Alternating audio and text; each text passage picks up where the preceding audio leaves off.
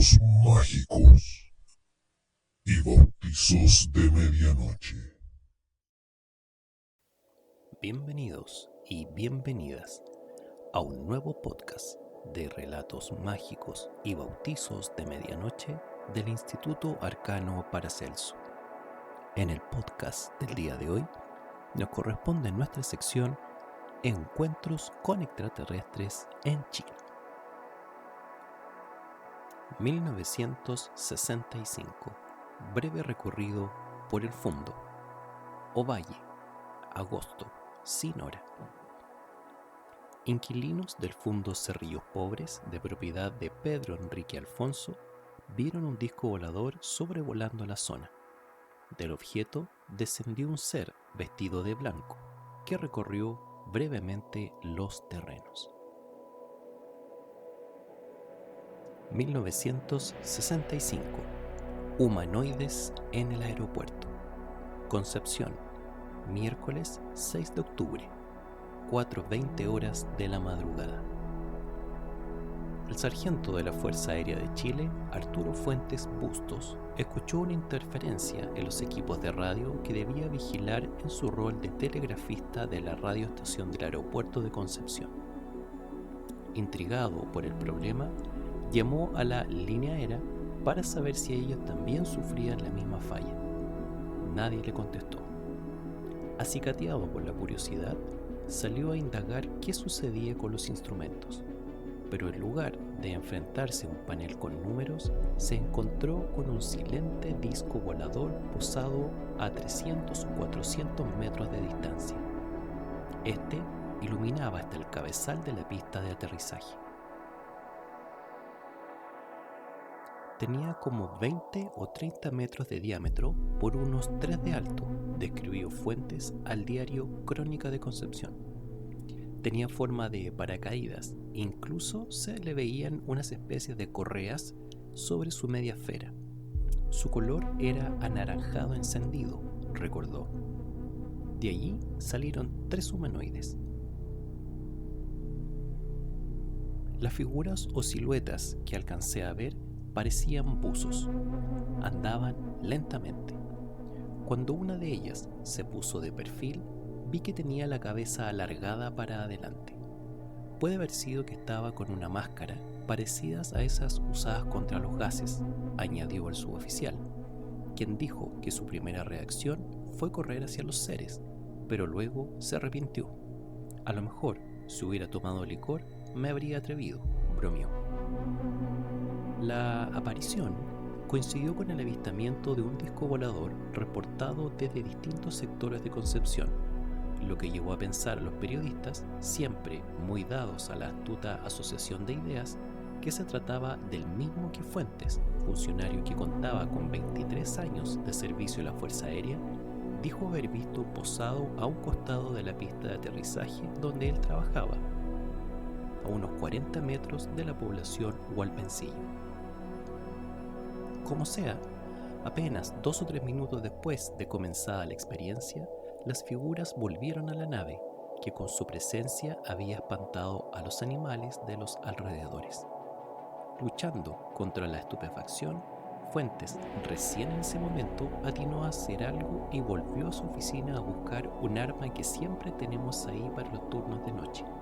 No alcancé a entrar. El disco se elevó verticalmente y dio algo así como una media vuelta al mismo tiempo que lanzaba por una de sus partes una llama. El aparato desapareció en dirección al río Biobío. Ya de vuelta en su oficina, Fuentes comprobó que las interferencias duraron unos 45 minutos más después que los tripulantes decidieron llevarse lejos su máquina, de modo que ni siquiera pudo mandar el informe del tiempo que debía enviar a Santiago. Repitiendo un fenómeno que será recurrente en otros casos, entre ellos el protagonizado por Armando Valdés, el reloj de Fuentes dejó de funcionar a las 4:22 horas de la madrugada.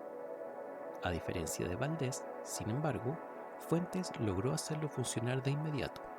Ahí me di cuenta de que los ojos me pesaban y me producían un escozor raro, reveló el suboficial, antes de agregar otro pequeño detalle.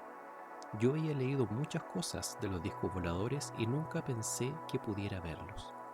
Por eso quedé de una pieza cuando lo divisé. Ahora puedo asegurar que todos los que han visto discos voladores tenían razón. Existen. Debido al malestar ocular, Fuentes visitó un oftalmólogo del hospital regional en compañía de un equipo del diario Crónica. Los médicos le detectaron una pequeña lesión sin nada especial.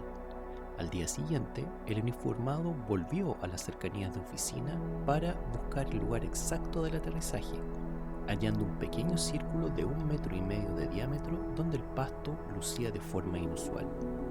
Aunque Fuentes aseguró que ahí fue donde se posó la nave, no dejó de ser llamativa la diferencia de tamaño entre su apreciación y el círculo que encontró junto a los reporteros. Por esos días se realizaba en la zona la operación UNITAS, donde Estados Unidos y Chile coordinaban ejercicios militares. Valga decir que el mismo diario Crónica había publicado una serie de artículos sobre la presencia de discos voladores en Chile y México. 1965. Todo por ir a hacer pipí. Angol, octubre o noviembre, entre las 4 y 5 de la madrugada. Tras vender carbón en Angol, José Ramón Contreras, de ese entonces 20 años, su primo Honorio Contreras, de 18 años, y su tío Román Contreras Salazar, de 28, se dirigían en 3 carretas hacia la hijuela, llamada Los Siete Robles, en el Cerro Los Placeres, al sur de la ciudad de Angol. Estaba amaneciendo una nueva jornada cuando finalmente llegaron al fondo Mahuida y abrieron el portón. José Ramón aprovechó el momento para orinar. En esos menesteres fisiológicos se concentraba cuando, al lado del cerco, por un camino interior del fondo, vio acercarse a una persona de 1,70 m de altura que no movía los brazos ni las piernas al caminar. Más bien, parecía que se deslizaba suavemente sobre la superficie. No se oía el ruido de las hojas al ser pisadas, como sería esperable, lo que permite deducir que nadie las pisaba. En fin, sumando y restando, el testigo llegó a la conclusión de que el ser era en realidad algo que le evitaba.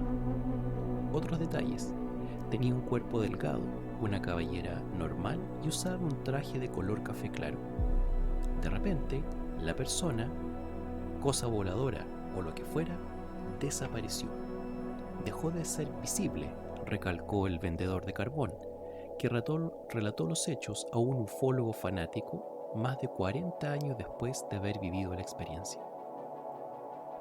Creyendo que la criatura había caído en una zanja y sufrido un accidente, José Ramón fue a mirar para cerciorarse de que, dentro de lo exótico de los acontecimientos, todo estaba en orden. Tras revisar y no hallar nada, no alcanzó a dar ni 2 pasos cuando algo que definió como un fuerte viento lo golpeó por la espalda y lo hizo perder el conocimiento. Recién, 1 hora más tarde, lo recuperó dentro de su carreta, sin saber cómo llegó hasta allí. Al parecer, sus familiares no le dieron mayor importancia a su repentino desvanecimiento. Tras lo sucedido, Contreras sufrió siempre de un misterioso dolor en la mandíbula, el que lo llevó finalmente en el año 2009 a pedir hora al médico para averiguar la causa de ese malestar. En resumen, tardó 44 años en hacerse ver el golpe que aparentemente le dio un ser que volaba una madrugada después de un largo viaje, tras hacer pipí en el camino.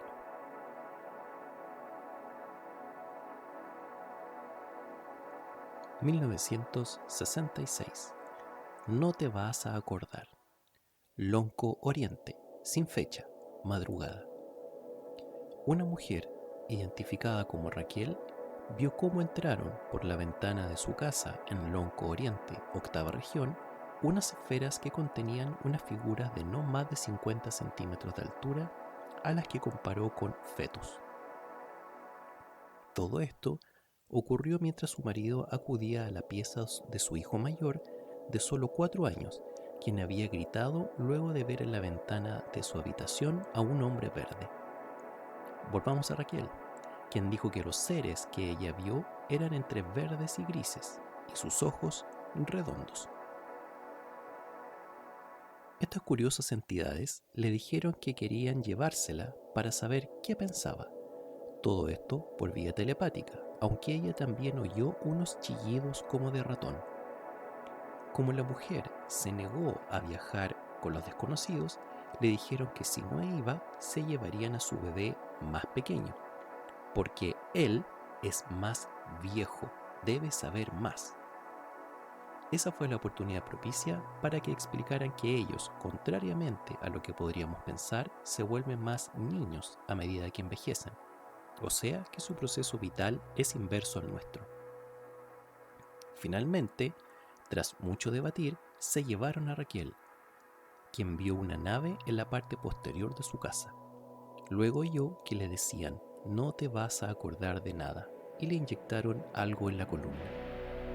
Después de recibir su correspondiente pinchazo, prueba de la excelsa tecnología que ponen los científicos extraterrestres a disposición de sus tripulaciones intergalácticas, vio unos seres altos, de más de 2 metros, rubios y hermosos, y una señora preciosa pero vestida con buzo. Ella tenía ojos como de luz clara. Al regresar, su marido notó que Raquel tenía una marca triangular en la espalda, que se borró convenientemente un poco antes de que la protagonista de esta aventura fuera entrevistada. Los escasos datos que entrega la dudosa fuente, el ovnilólogo Jorge Anfrus nos invita a desconfiar de la veracidad del relato, que recién fue dado a conocer en 1996 sin consignar antecedentes tan elementales como el apellido de la implicada o la fecha exacta en que habría ocurrido este encuentro con los visitantes que, en vez de envejecer, se vuelven niños. Este ha sido el podcast del día de hoy de Relatos Mágicos y Bautizos de Medianoche del Instituto Arcano Paracelso. Nos vemos en un siguiente podcast. Relatos mágicos y bautizos de medianoche.